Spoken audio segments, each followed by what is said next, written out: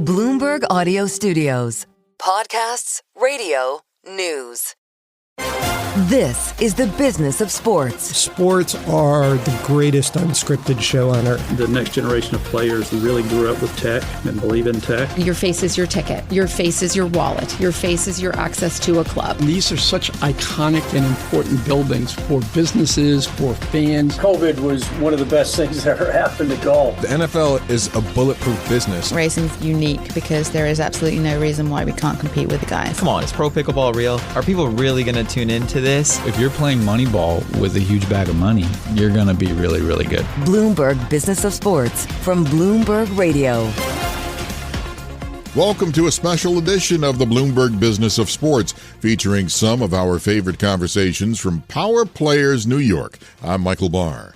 Power Players New York is an annual event held right here at Bloomberg World Headquarters in New York that brings together influential voices from the business of sports. Stick around for a conversation about the future of the NFL with Michael Arrighetti, co-founder and CEO at Ares Management Corporation. As we think about just investing across the entire sports ecosystem, the NFL kind of checks every box, right? I mean, most other leagues that we've invested in, there's some risk that you have to box, relegation or lack of national media rights, but the NFL really sits at the top of the top. Plus hear from Ross Bjork of Ohio State University on a flood of new money, rising student-athlete power, and how it's reshaping the collegiate sports landscape. All that and more is on the way on this special Bloomberg Power Players New York edition of the Bloomberg Business of Sports. Let's start with a look at the WNBA. The league suffered a bit of a gut punch this week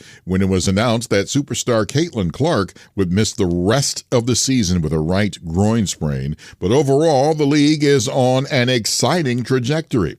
Bloomberg US sports business reporter Randall Williams took the stage at Power Players New York to speak with Terri Carmichael Jackson, executive director at the WNBPA and two-time WNBA champion and four-time Olympic gold medalist Sylvia Fowles. Let's take a listen. Now, both you and Terri have witnessed women's basketball in this growth, the popularity of it just surge over the last couple of years. You were part of that wave towards the end of your career, Terri. You saw it as well over the last, say, 5 to 6 and really a decade-long period of time. Terri, what has that been like from your spot? Oh, my goodness. It has been amazing. This is my 10th season. I tell her that all the time. I don't see how she do her job. This is my 10th season in this job, and I think at the end of each season, I kind of go back to the beginning when I was interviewed for this role. And Swin Cash, Tamika Catchings, they were on the executive committee at that time, and they asked me, where do you see yourself? Where do you see this union in 5 to 10 years? And I remember it like yesterday. I said, we're going to value who we are as women's basketball, and we're going to value the fact that we're different, and we're not going to always compare ourselves to the guys. It's helpful to look over in their space and see what they're doing and how they're moving, but know who we are and just value different for exactly what it is. It is different. And to see that and to still be in this role and to see that happen and to see the women like Sylvia, these legends, during their career be celebrated and be on these billboards and truly be household names. And I just love how you talked about, the unity. We didn't talk about this backstage, y'all, when she was talking about the unity and the power of the players. That is something. Yes, it is. That is really something. And so it's just been amazing. And watch out, y'all. It's going to continue to be amazing. I promise. We are in a labor fight. Wait. We're not there yet. Yeah. We'll get to the labor talks. Yeah. On the business front, though, I feel like in the last 4 years, of course, when the Aces and Liberty played, that broke incredible records, and then you had last year's and the year, and maybe that was 2023 and the year before that as well. They just keep topping themselves. Exactly. Yes. What's it been like on the business front? How have the calls changed? I mean, towards the end of your career, this was happening, but what was it like as maybe the visibility increased over time? It's phenomenal. Like I say, it's something that we've been fighting for years. And so to have this platform now and seeing all this attention that these young women are getting, I think it's life-changing. So hopefully that it can continue from here and we keep pushing forward. Now there are brands jumping to be next to the league. You all were both, I assume, in Indianapolis for WNBA All-Star Weekend. Not there. You were not there? Yeah. They were treating Indianapolis like it was Vegas. As they should. With that in mind, there was more branding in Indianapolis than I have ever seen at a WNBA All-Star Weekend. I'll ask you, Sylvia, if there was a brand that you could have collaborated in during your time playing, or maybe there's one that you're proud of that you did collaborate with, what would it have been? Would it have been a signature sneaker, or what do you think it would have been? For those who know me, I don't think of myself, so I always think outside of the box about other people. So my biggest thing is what can I give back? And the youth is very important to me. And so I would love to collab with anybody that's unity based around youth and taking care of the kids is something that I'll probably look forward to. Beautiful, beautiful. Terri, what's been your favorite WNBA collaboration that you've seen? My favorite WNBPA collaboration has been with L'Oreal. We had players talking for so long about where's our beauty brand partnership? Like, we're a women's league. Like, this is a no-brainer. And I'm like, yeah, you're right. Let's work on that. Had a conversation, had a relationship with an executive VP over at L'Oreal and Lil Majid. And, she called me one day and she said, how can we help? And I was like, wait, is this really happening? How, like, a brand is calling and saying, how can we help? Like, I don't have to pitch you. And she's like, no, I know who you guys are. I know what you're all about. We want to support, we want to pour into the players, and we want to do it through a partnership with you, through the union. And I was like, breakneck speed, let me come over and, and sit down and talk. And we did just that. So that has been a very meaningful one. I think that's really put us on the map, and particularly meaningful for our members too, to see that we were listening to, what they were talking about. And it's not just, it's beauty, it's skincare, it's like all the things. It's about feeling good inside and out. And I'm really proud of that partnership. I really am. But there's so many that we do. I don't want to leave anybody out. Farmer's Fridge, if you guys are ever in the airport, you see those vending machines, like, it's real, it's good. Like, you can go there, you can trust it, promise you. That's just another example. Now we're on the subject of business, and you are, one of the maybe 5 most important people in these WNBA, CBA negotiations, and might be one of the 2 most important people. Map out to us what the players are asking for in this proposal and in these negotiations. Yeah, well, I'm going to go back to your question to Syl. You said, was she in Indy? I was in Indy. There was a meeting in Indy. I heard about it. Yeah. There's I always start with this whole, we don't negotiate in the press, and then I start talking about, what the players are really after. But when they opted out, when the players voted to opt out of this 2020 CBA, they said really pretty clearly what was on their minds, what their priorities were. And it's one of the top priorities, what we say the main thing is the main thing, is a salary system that is tied to the business so that these players are paid their value. Right now, we're in a system that, if you look at it, it's not tied to the business. And so it's designed to undervalue them. As the business grows, they start to fall behind. And we've got to right that ship. And we've got a moment right now to do that. And it's not just like a moment, right? We've seen the growth. We were talking about they're topping themselves with all the metrics that you all are watching, right? With viewership, with attendance, with jersey sales, and on and on and on. They keep topping themselves.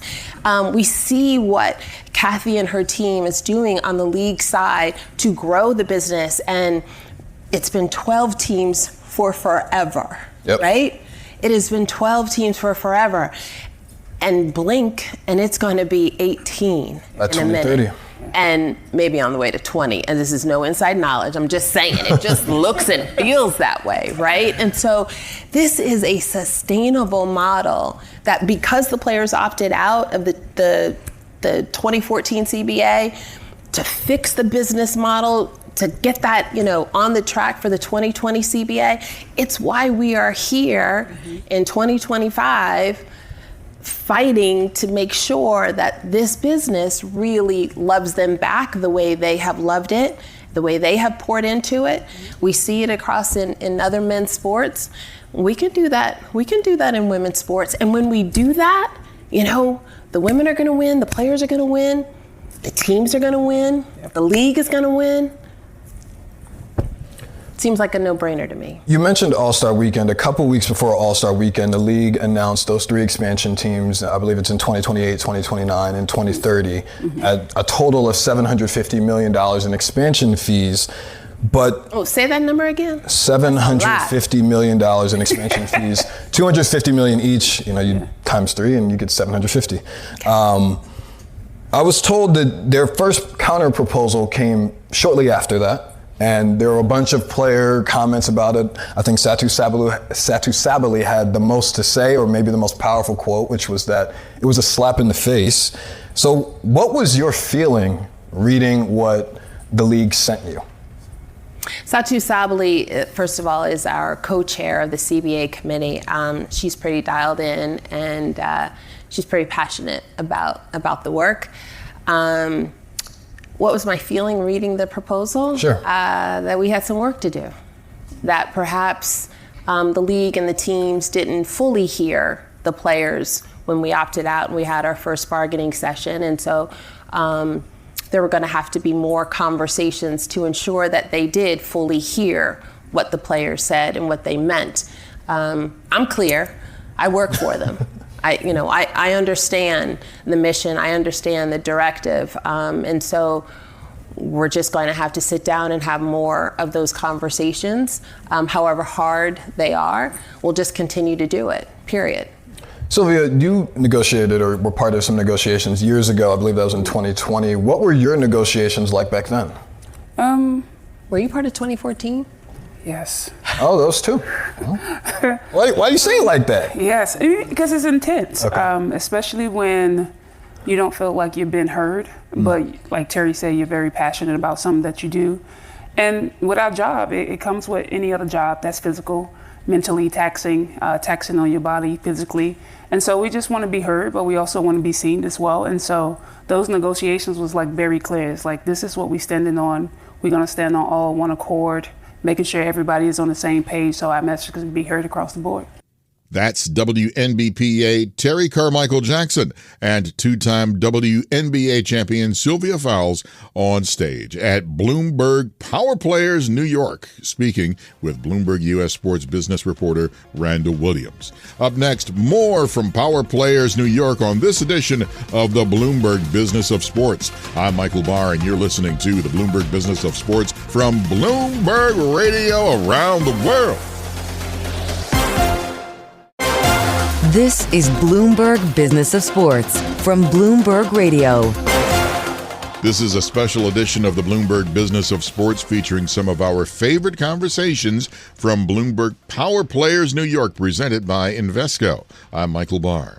Bloomberg Power Players New York is an annual event we have right here at Bloomberg World Headquarters in New York, where we welcome influential voices from the business of sports to identify the next wave of disruption that could hit the multi-trillion-dollar sports industry around the world.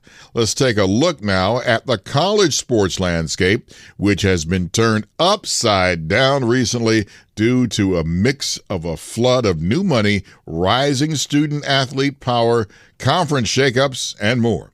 Bloomberg News higher education finance reporter Janet Lorin took the stage at Power Players New York to speak with Ross Bjork. He is the senior vice president and Wolfe Foundation-Eugene Smith Endowed athletics director at Ohio State University.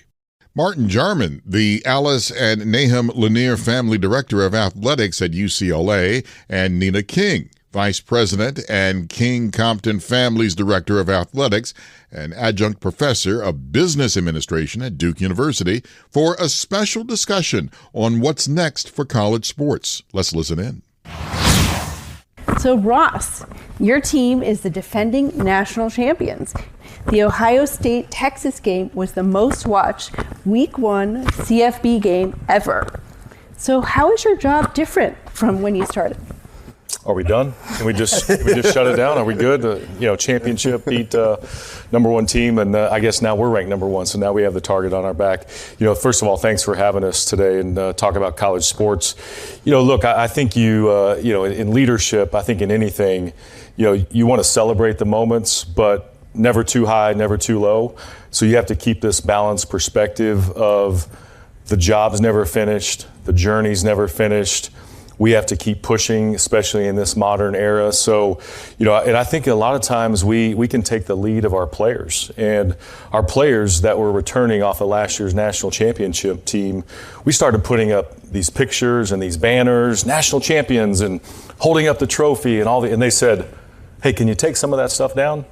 Because we want our own identity. And so following the lead of our athletes, I think has been a mantra for us to say, look, the job's never finished. We have jobs that we operate almost like a political campaign, churning, campaigning, dinners, events, but we don't have an election day. We have game day, and there's a scoreboard, but as far as what we do in pouring into young people and building buildings and the NIL chase and the revenue share and the television world, there really is not a finish line because there's always something next. So that's how we're approaching it. And at Ohio State, we still have an upside in many ways on the business front. So we're trying to capitalize on all those things as it relates to winning that national championship. So you brought up NIL. Let's get into that right now. They can get the hard questions. So you guys are literally signing checks for revenue sharing agreements. Martin, how much have you paid out so far? Wow, she goes in for the hard ones, Jen. Well, before I answer that hard question, thank you for having us here, and it's an honor to be with you. It's a new day. July 1st started the new era where you can share revenue with student athletes. At UCLA, we started August 1st, and as of August 1st, for the month of August, we shared $4.8 million. Wow. Out of our $20.5 million that's allotted. So a lot of checks were being signed in August and more to come, but it's exciting. Our student athletes deserve that. UCLA, we've always been a proponent of that. And so, just how you manage that, how you make sure that we've been preparing for this for a while with the infrastructure needed to get all the student athletes information. We use PayPal and the Big Ten to make those payments and do those out. But it's a big undertaking just to be able to do that and kind of flip the switch and turn it on. Wow. Nina, how much do you think these agreements are going to have a role in retention? Might we see fewer people going in the transfer portal? That's the hope. First of all, also, let me echo my colleague's sentiments and thank you for having us here. And I thought the panel would be at least 4 hours for us to be able to kind of delve into some of these issues. But, there are a lot of moving parts. And, yeah, that's the hope. And for these agreements, they're structured. Every institution can decide how to structure them. And so, and then even for us, between sports, they're structured a little bit differently. The term is different. And so, across several sports that we're revenue sharing with, it's a lot of moving pieces. And when I was signing all of those, we finally got a stamp in my office so that we can get them done quickly. But, we are looking to protect the university, for these agreements, also to do what's in the best interest of the student athletes. But this is a business arrangement now with them. And so, we've got plenty of lawyers involved in writing agreements, again, to go back to protecting the university. But I absolutely think this is the right thing to be doing for these student athletes. I'm not going to tell you how many checks I've signed and how much they've totaled up to this point, but we are trying to be competitive in this space. So let me share some numbers. Between June and August, the amount of money distributed has been $80 million. That's almost $1 million a day and about 100 deals a day. What do you think of this, Ross? Is that the latest statistics just came from out. the College Sports Commission? They just released that. So I think it's great that, we've been asking for some transparency right around this. Look, I think it's awesome opportunities for our athletes. What do we say about college? You go there, receive an education, prepare yourself for the next level, whatever that is. Maybe you can go pro, excuse me, in your sport. I might need that emergency water. We were joking about that, and now it got me. So I think it's an awesome opportunity to basically have these athletes have the opportunities that other students have always had. But in our world, we restricted it. You can't be in a video game. You can't use YouTube channel. You can't monetize social media. You can't. And now it's like, let's go full throttle. And so we're seeing these big numbers, and some of it may be shocking, but in a lot of ways, it's a catch-up phase in some ways because our athletes have been restricted for so long. So I think all of us that are sitting here, I think as we try to be competitive in the new world, again, how do we provide opportunities for third-party NIL? We're going to have the rev share cap from the university. That's going to be standard. But what does the third-party roadmap look like? That's probably the next sort of arms race in all of this. And again, it's all about what can the athlete be provided in this moment in time. And so we're all pushing towards that new era. So with all this revenue sharing, a lot going to football, basketball, that leaves other sports maybe not with as much money. So let's talk about Olympic sports. Martin. Los Angeles is hosting the Olympics in 2028. The Olympic Village is going to be on your campus. Do you know how many medals UCLA athletes have won? Almost 300. 284? Yes. Yeah. That's a lot of change. And we're already starting to see schools cut teams. Diving at Virginia, swimming and diving at Cal Poly. What is the risk to the United States? Are we going to have fewer medals after this big shakeup? So first, let me say, we at UCLA, we have a proud tradition with our Olympic sports. Since 1928, we've had 436 Bruins make 661 Olympic teams. So that's, if we're not the highest, we're in the top 2 in the country as far as producing Olympians. We have a phrase at UCLA Athletics, champions made here. It's Olympians made here too. So we take our investment in our Olympic sports very seriously. That said, the financial model has changed. The realities have changed, and we're extremely excited to be hosting LA 28 and the Olympics in 28 and having them on campus in Westwood. But there is a concern after LA 28 what programs around the country are going to do with their Olympic sports. We're going to keep investing. We think it's very important to continue to produce Olympians, champions, and that's important. But at the same time, the financial realities are changing. And so, what we're talking about more is we need to really study, in my opinion, what other countries do as far as how they fund Olympic sports and take those learnings from other countries and apply it to what we do here in the United States. Because I think we're going to be very strong LA 28. I think the whole country is going to get behind that. And Casey Wasserman has done an excellent job. He's a Bruin with all the planning. And I think we're going to perform well. But there is a concern after LA 28. What does that mean? Is there going to be a cliff with Olympic sports? I don't see that obviously at UCLA, but I do worry about, as a whole, our Olympic movement if we don't figure out a better way to fund Olympic sports, because that's the issue. The issue is the funding model for Olympic sports, and I think that's got to adjust. So let's talk about the funding model. We keep hearing the idea of private equity. Is it coming for college sports? How would this even work? Nina? Can we call David Rubenstein back? I think he's the one that we need to be asking that question. Yes, the financial model in college athletics is stressed. The way that we are operating as a business model, if we opened our books to you, you would think it's a joke, the way that we are operating. And so we need to figure out how to build something more sustainable so we can support broad-based programming, student athlete opportunities to come to our campuses, not just to compete in sports, but to receive in my case, a Duke degree.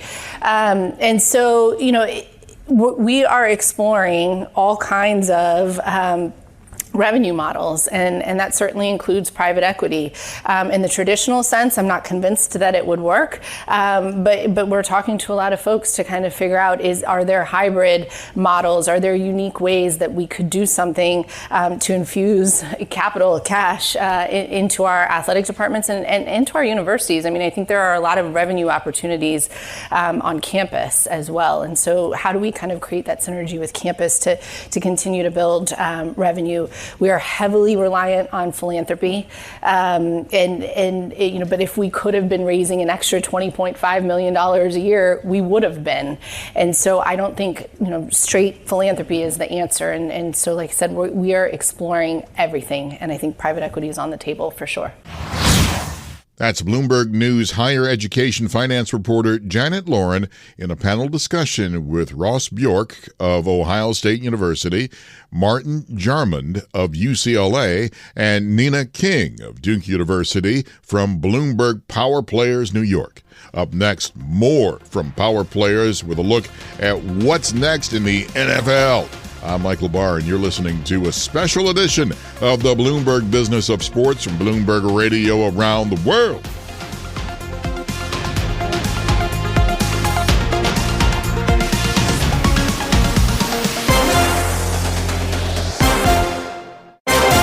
This is Bloomberg Business of Sports from Bloomberg Radio. Thanks for joining us for a special edition of the Bloomberg Business of Sports as we listen to some of our favorite conversations heard live at the Bloomberg Power Players New York. I'm Michael Barr.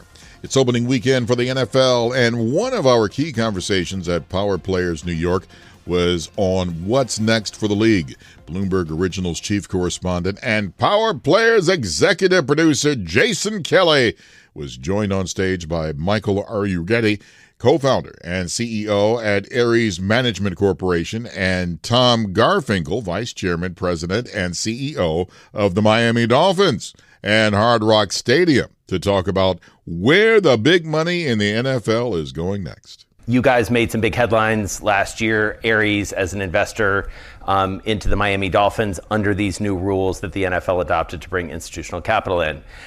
My main question for you as the recipient of such an investment, Tom, is how's it going? How does it, how does private equity sort of change? And how's it mine, Tom? Worst decision, Steve Ross. Like Ed Koch, how am I doing? No, it's fantastic. I mean, we couldn't have better partners. I think, obviously the NFL was so diligent in the process of how private equity came into the sport and who was selected to come in and their reasons for coming in. And we couldn't have a better partner in Ares. I'm not just saying that because Mike's sitting here, but the whole team from Ares has been strategic partners. Long-term. They've got a long-term view on things, and they're a lot of fun to be with. So it's kind of the best of all worlds. So why do it? Why go in? What's so great about the NFL? Well, I said somewhat sarcastically, but go ahead. Football is obviously the most watched sport, huge scarcity value, ever increasing media rights value.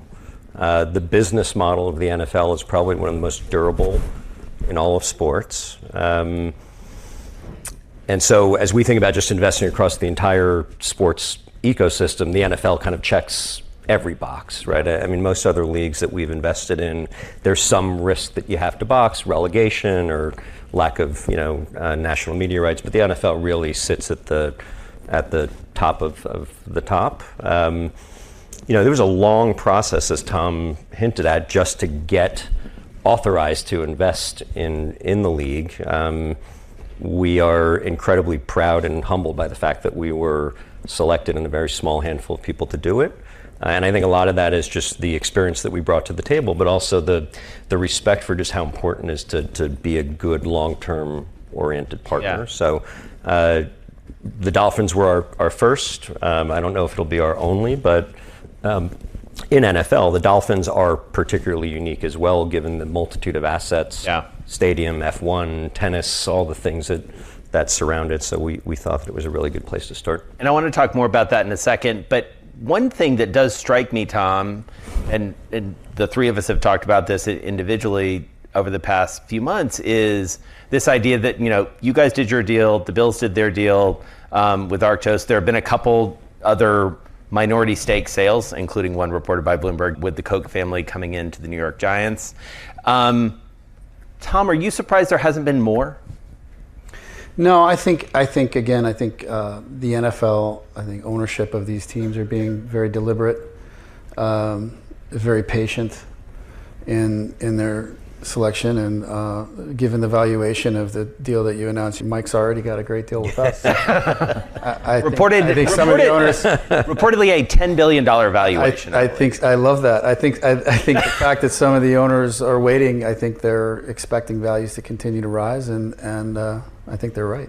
What do you think about valuations? I mean, having done the underwriting here and done all this diligence, where are valuations right now? Where are they going? When the first investment came into the league at a $5.5 billion valuation, I think people were shocked. The median value in the NFL now is about $7.1 billion. And with every successive investment, you're seeing those values go up. Some of that is the presence of institutional equity. So if you just look at sports team valuations in general, you'll see an inflection. NBA saw it, NHL saw it when institutional capital comes in, because you're dealing with asset scarcity. And when you start to open up new channels for investment, valuations will naturally go up. So I think you're beginning to see that scarcity value thesis play out.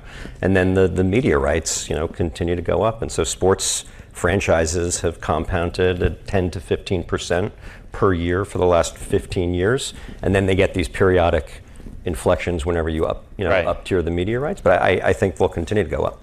And Tom, do you agree? Like, how fast will they go up? I mean, how soon are we going to see a $20 billion team? I mean, I know it's hard to project, but I think that's going to happen sooner than people expect. Look, I think I look at it maybe more simplistically. I just think that it's fundamentally supply and demand. You've got a lot of demand for these assets. They don't go for sale. There's a scarcity supply of them.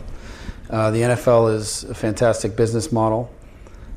It's also a group of owners that's sort of a club some people want to be in. But from an investment standpoint, Miami, for example, in some of these markets, you get a chance to, host. I mean, we'll have the World Cup, we'll have the national championship game, the Formula One race, the Miami Open tennis tournament, all in the next, in the first 6 months of 2026 on your campus. On our campus, and so when you get an opportunity to host, we had the level of celebrity and power and the people that come to these events. There's meaningful business that's conducted in those environments.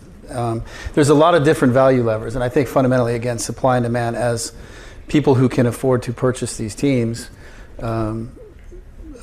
get more wealthy, the valuation is going to go up, the scarcity is there. And I think for institutional investors, that's part of, I'm not speaking for Mike or Aries, but I think part of the calculus has to be the health of the business model. I mean, the NFL is the most relevant cultural phenomenon in the United States, as evidenced by viewership and everything else. And that's going to continue. So the valuation should continue to go up. And Mike, you alluded to this, and Tom has too, this notion that you guys are now a global sports investor. I think it's fair to say. Mm-hmm. But that's, I mean, you were doing some of it, but now you're doing it, I would argue, at scale as much as anyone. When did you make that decision and why? So it's interesting. We, at Aries, we pivoted to that at the beginning of COVID. And the catalyst was, for a lot of leagues, they were looking at an ownership group that was asset rich, cash poor in many respects. They were going to be facing acute liquidity challenges. And you had live events with no spectators. Right. So it became pretty obvious to us that if we could actually go in as a creative liquidity provider, that we would be able to do something special. So it actually started off as an idea that we would effectively build a bridge through the pandemic to leagues and team owners. By moving early, we were able to develop some pretty trusting relationships, I think, at the league level, within the ownership groups and within the broader ecosystem, that we were there not to take advantage, but to really help people through it.